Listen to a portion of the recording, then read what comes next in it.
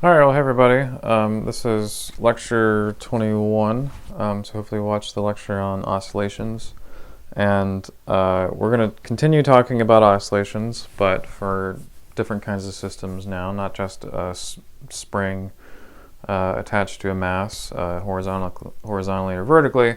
There's a bunch of other things we're going to do, such as pendula. So, things like this. We have things like grandfather clocks, that sort of thing is what we're going to talk about today. So you can't see it, but I have a dog right there, another dog over here, and a cat just walked in the room. But they're all here and they're all excited to hear about pendulum physics. Let's do a bit of a review from last time. So we spent quite a bit of time trying to figure out how does the period of this motion relate to the mass and the k constant for this system. And we concluded that this is true. So the period is related to the square root of the mass divided by the k constant times 2 pi. And so if you think about that equation, it means that the larger the mass, the longer the period, right? So the more massive the thing, it can't wiggle around as fast. But the stronger the spring, in other words, the larger the k constant, then the shorter the period will be and the more rapid the oscillations. So it took a while to show that, but now that we got it, it's a relatively straightforward equation. And we got it from staring at this thing for a while and kind of guessing what the solution would be and then solving for what the constants were in that situation. Today we're going to make our lives a little bit easier, and we're going to say, well, let's imagine that instead of oscillating around the natural length, let's just define our coordinate system. In other words, let's define our x equals 0 to be like right here. Not over here, but over here would be x equals 0. And so when we do that, this simplifies just a little bit to this equation. So that just makes our lives slightly easier there. And again, x is going to be oscillating around 0 now instead of oscillating around the natural length. All right. So we found that in these kinds of situations, you get something like this. Maybe it's a sine function, maybe it's a cosine function. But you get something like this. You have some amplitude A, you have some oscillation frequency times the time, and then there's some, you're oscillating around this length is what we found, just as a review. And this tells us that the oscillation frequency is square root of k over m, and also which this is consistent with that. So that's how we figured this out for the period. The period is 2 pi over the angular frequency. All right, there we go. So that's what we learned last time. Now, one thing I didn't necessarily emphasize last time that's very interesting is that this period does not actually depend on the amplitude of the motion.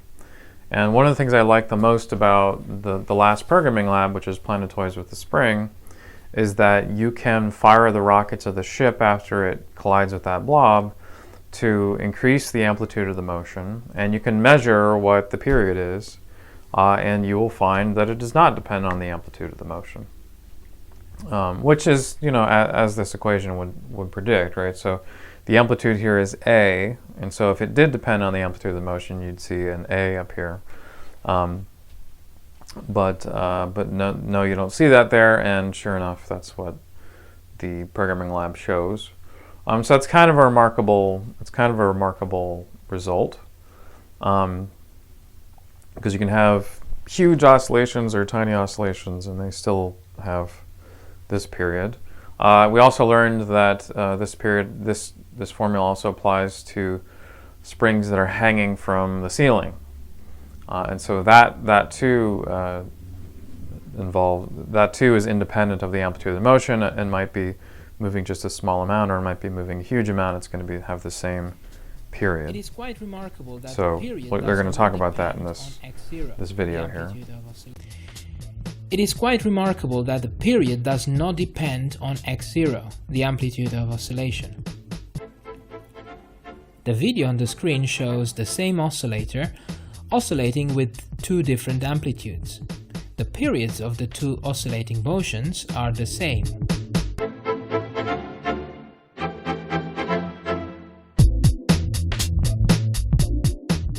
Now once we have the equation of motion x equals x0 cosine of omega t plus phi, we can find out how the velocity of an oscillator and its acceleration change in time. The expressions for v and a are shown below. v equals minus omega x0 sine of omega t plus phi, and a equals minus omega squared x0 cosine of omega t plus phi. Again, for those of you familiar with differential calculus, you can derive them yourselves.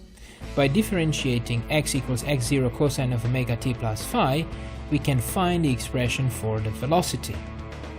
Further, by taking the derivative of velocity with respect to time, we can find an expression for the acceleration. Comparing the top and the bottom equations, we can write a equals minus omega squared x. This equation tells us that for a harmonic oscillator, the magnitude of acceleration is proportional to the displacement, but the two vectors have opposite directions. This is of course something that we expected, as the restoring force and displacement are proportional and in opposite directions.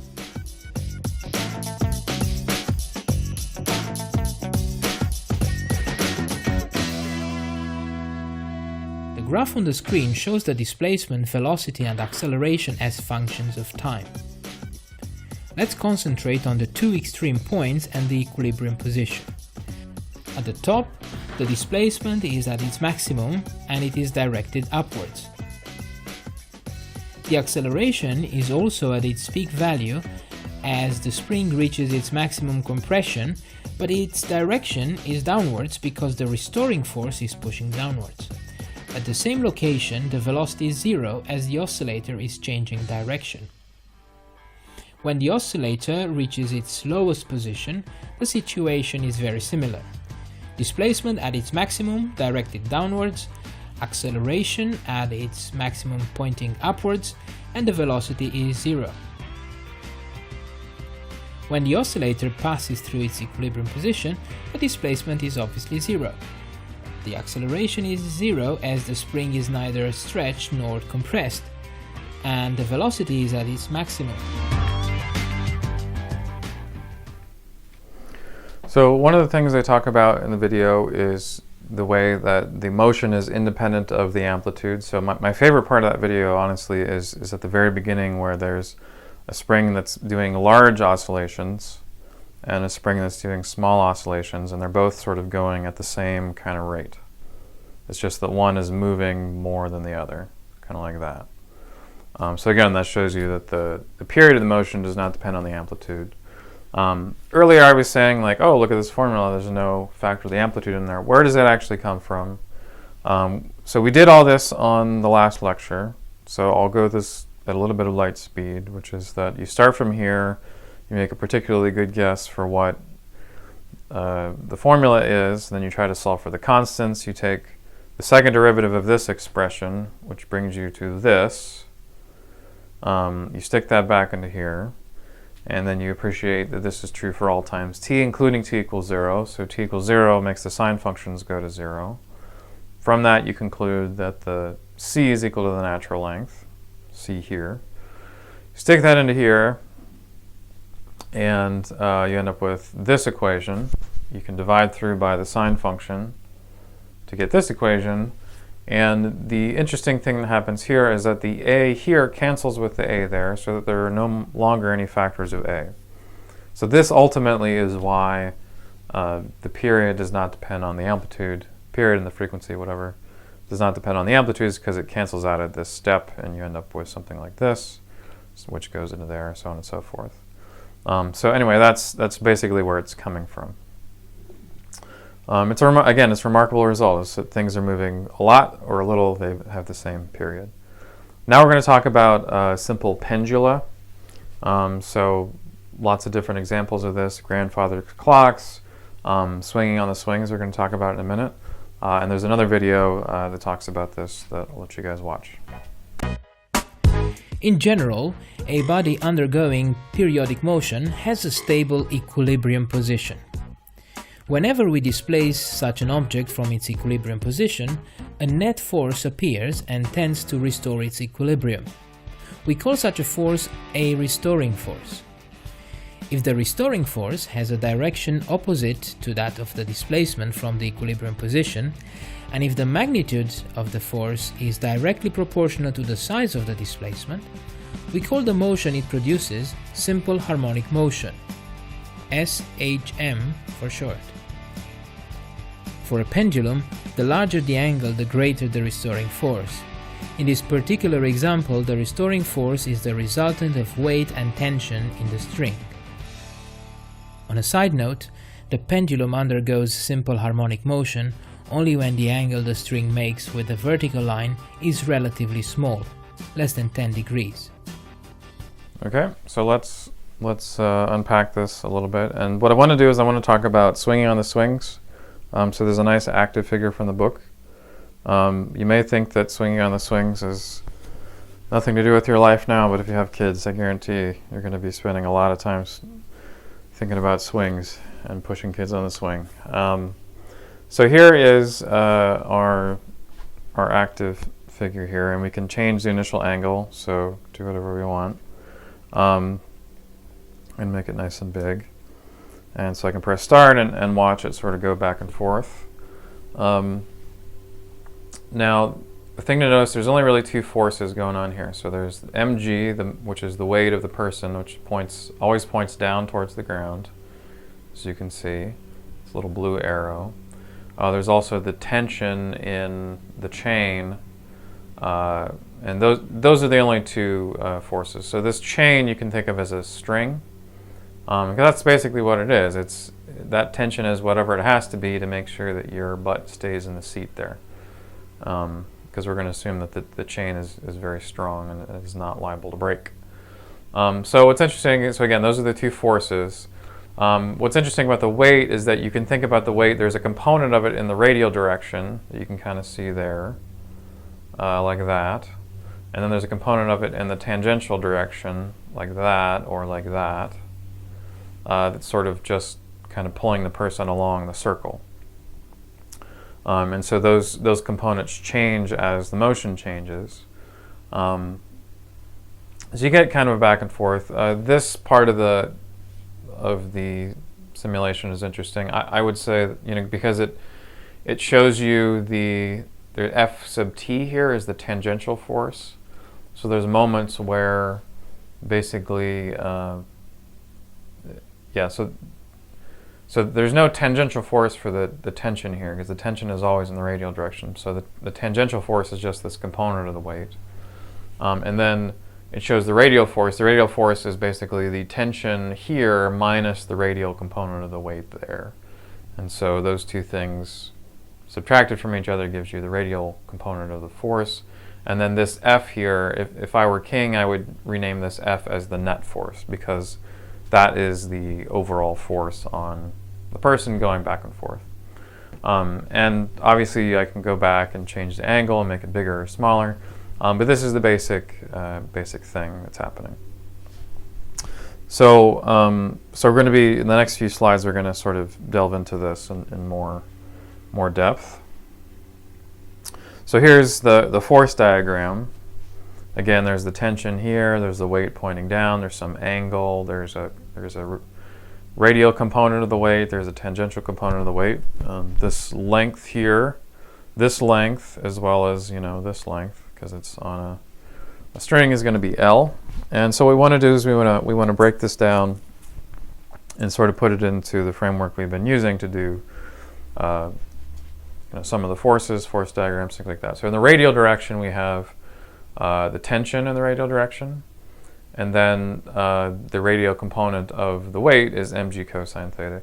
We could do this in x and y, but it's just, it makes the accelerations much harder to understand what they really mean. So here's the radial forces. This minus this equals the mass times the acceleration radially, which we'll see in a minute is just the acceleration from traveling in a circle, basically, which is, say it with me, v squared over r, right? There it is. Then there's also so you can solve for the tension that way. So the tension in the line is that component of the weight plus the mass times the velocity squared. So that's interesting because if the velocity were 0, probably your angle is going to be 0 and your tension is just going to be mg, which makes a lot of sense, right? If you're just sitting there, on a swing, not swinging, then the tension in the chain is going to be equal to your weight. But if you're going faster, the tension is going to be more, things like that. You can also think about the tangential force. Again, the only tangential force is going to be this one, the component of the weight, because this tension, the tension in the string is purely radial. And then that equals the mass times some kind of acceleration. And the thing that I want to say now is that we can think about what this acceleration is. So the easiest way to think about it is to remember that the velocity is equal to the radius times the angular speed. Now in this case, we're not changing the radius here, right? I'm stuck here. We're not changing the radius here. Here we are L from here, and here we are L from here. And so the radius here is L. But we are changing the angular speed, because the angular speed here at the bottom is pretty fast, but over here, close to the maximum angle, it's going to be basically 0 or close to 0. And so when we take this derivative, right, because acceleration is equal to the derivative of v, we don't need to worry about the radius changing, we just need to worry about the angular speed changing, right? So when you're taking the derivative of two things multiplied together, if one of them is a constant, it can come right out. So this, if you remember, is so the derivative of omega with time is alpha, so that should be a little bit familiar to you. Technically, omega is the derivative of the angle, and so we have the derivative with time times the derivative with time of the angle, and so it's the second derivative of the angle with time. And so we end up with something like this, and you notice we can do one nice little cancellation here. So there's an m here and there's an m here. We can cancel that out, and we get something like this. You can also divide both sides by L. So this is the equation that we get. And this ultimately determines sort of how quickly does this thing move back and forth, depending on what the gravity is and what the length is of this situation. So we have to solve this equation somehow. And it turns out that the only way to solve this equation is with a computer, and because it turns out to be pretty difficult to try to. What you're trying to do is solve for theta as a function of time when theta is in here and theta is in here, it's not easy to do. There is a trick though that allows you to solve for it, but it only works if the angle is relatively small, which the video was talking about, if you recall. And so the trick is to expand the sine function. So this happens to be true of all sine functions. So as long as theta is less than 1, this will work fine. But here's the question: if theta is less than 1, which is larger, theta or theta cubed? Okay, let you think about that for a second. And we're back. What do you guys think? Okay, so let's say theta is 0.1, and by the way, this is 0.1 radians. So when I said theta is small, it's not that small. 1 radian is still pretty big, right? I forget how many degrees that is, but so let's say theta is 0.1 radians. Well, theta cubed would be 0.1 cubed, so that would be, I believe, 0.001, right? So you have 0.1 compared to 0.001. So 0.1 is going to be much larger than that.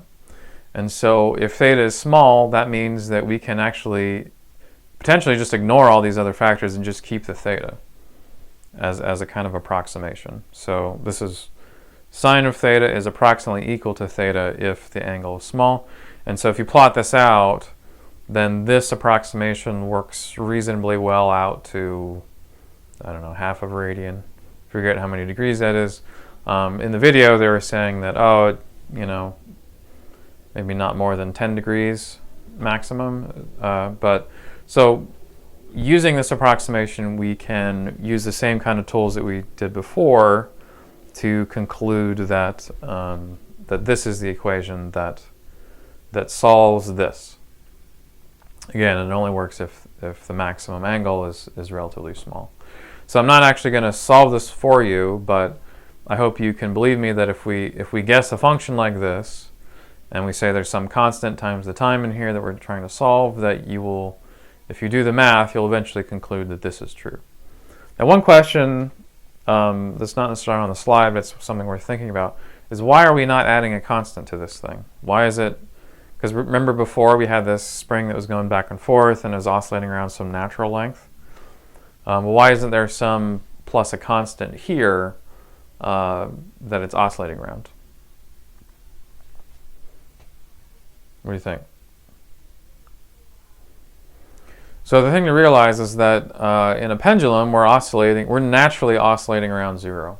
And so just by having a function like this, which goes through 0, its average is basically 0, right?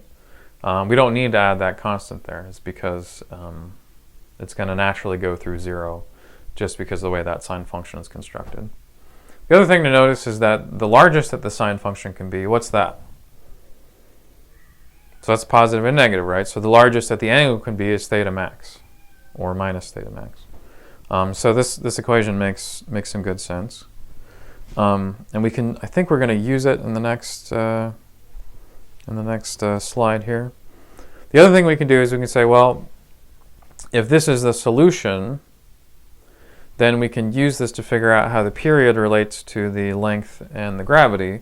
And so this thing is going to go through its whole motion when this thing inside of the sine function equals to 2 pi. So little t will be equal to big T, in other words, the period, when this whole thing is equal to 2 pi.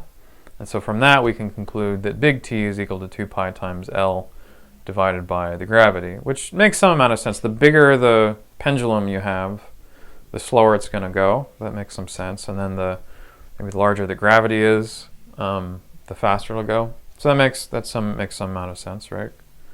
All right. The other thing to notice is that this formula for the period does not depend in any way on the amplitude. So you might expect it to depend on what theta max is. So theta max is the amplitude in this case. But indeed it does not depend on theta max, which is a little bit of a surprise, but that's what we get. And if you follow the math, if you work it all out, you'll notice that there is a step in which the amplitude cancels out, and so it doesn't end up in that part. So it's remarkable because it means that big oscillations and little tiny oscillations all have the same period, which is kind of remarkable. I wouldn't have guessed that, but that's what happens. Now, another way to solve this problem, again, exactly the same problem, is to consider it as a torque problem. So as a torque problem, the first part is exactly the same. So you have the radial forces, you still have the tension, you still have the component of the weight that's in the radial direction like that. It equals the mass times the acceleration. The acceleration is v squared over r because it's moving in, not in a full circle, but at least it's staying upon a circular path, which is good enough. But the second part is treating it as a torque problem. Okay, so we're adding the sum of the torques. And in this case, there's only one torque. There's the tangential component of the weight there. Multiplying by the lever arm, so the lever arm here is L. And so you can think of this as that here's the pivot point here, and there's a force that's this way, and then it's acting upon this lever arm. And so that torque equals the rotational inertia times the angular acceleration of this system. You know, how is that angularly accelerating? And so we can think about it this way, and I will show you that you do in fact get the same result. So the thing to realize is that if all you have is a mass on a string, where all the mass is down here, well then, if you look up that table that we've been using, the rotational inertia for that case is the mass times the length squared. And so you can stick that into here. That's right. You stick that into here, ml squared times alpha, and then mg sine theta. Well, the m is going to cancel out again.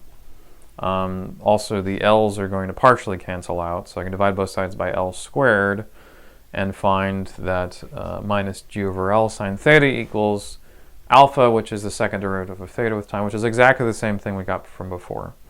The only difference is that instead of treating it as like a sum of the forces problem, we're thinking of it in terms of the torque. In general, it's actually better to think of it in terms of the torque, and the reason why is that it's not always going to be the case that you're going to have all this mass down here at the bottom. So you might have you might have a rod that's going back and forth. You might have a rod plus a mass that's oscillating back and forth, and it might take some amount of thought to figure out what this rotational inertia is. You don't have the ability to do that if you're just thinking of it in terms of the other way that we had been talking about. And so this is sort of a more general way of doing it. I think that there is a question on the homework in which this is the best way. So that's my advice. Example problems. So this is an example problem. I think it's from the book. But the idea is that you have some oscillation that's being plotted there, and you need to figure out some sort of expression for x of t as best you can. And so maybe this is, there's some amplitude times either a cosine function or a sine function. Maybe there's a phase shift in that function. You have to figure out what that phase shift is. You have to figure out what the frequency is, the period is. And then you might need to figure out what the velocity of that particle is. Which you can do by taking the derivative of this x as a function of time, and then you might need to figure out what the acceleration of the particle is. If you go back to that first video that we watched, that can be helpful for doing this kind of thing. But you should be ready to do that. You should be that should be something you're comfortable with, and certainly it's going to help on the homework if nothing else. Here's an example I came up with, which is that you have a grandfather clock like this one. With a pendulum inside that's going back and forth, and you're trying to build one from scratch. And you have to figure out, well, how long do I need to make this length to make sure that this thing goes back and forth exactly 1 second, because that's the whole point of having a clock. That if you miscalculate, or if this is not exactly 1 second, then at the end of the day, your timepiece is going to be way off. And so how long does that need to be? That length need to be exactly 1 second. And also, do you have any advice for what the weight of the object attached to the bottom? Because again, you're designing this thing. You want it to have a period of exactly 1 second. So what should you assume for the weight at the bottom? And the answer is that if you think about this period, if you think about the fact that the period is the square root of L over G, if this is 1 second and G is equal to 9.8, then this length has to be some value. The other thing to notice is that this formula does not depend on the mass, and so it really doesn't matter how much weight is on the end of that thing. So that little circle on the bottom of the grandfather clock is mostly decorative, I think. And so that's kind of the answer for that one. But I could easily ask a question about grandfather clocks. Let's say you wanted to design one of these for Mars, where the gravity is different. What would the length be? Things like that. So anyway, that's just an example question. The group work has to do with damped oscillations. So sometimes I will introduce stuff in a previous lecture, and then I won't actually give you a group work on it until the next lecture, and that's kind of what I'm doing here. I would recommend that you listen to part 4 of lecture 20 as an introduction to the group work, because it talks about how to handle the fact that the energy is decreasing over time with that. The idea is that there's some object that is undergoing underdamped oscillations, so it's oscillating for a very long time, and each one of those oscillations, of which are many, the amplitude decreases by a small amount, 1.5%. And so if I give you the spring constant and I give you the initial amplitude, what is the amplitude after 20 oscillations? and how much original energy has the oscillator lost in 20 oscillations. Again, the part 4 of lecture 20 gives you some advice on how to do this.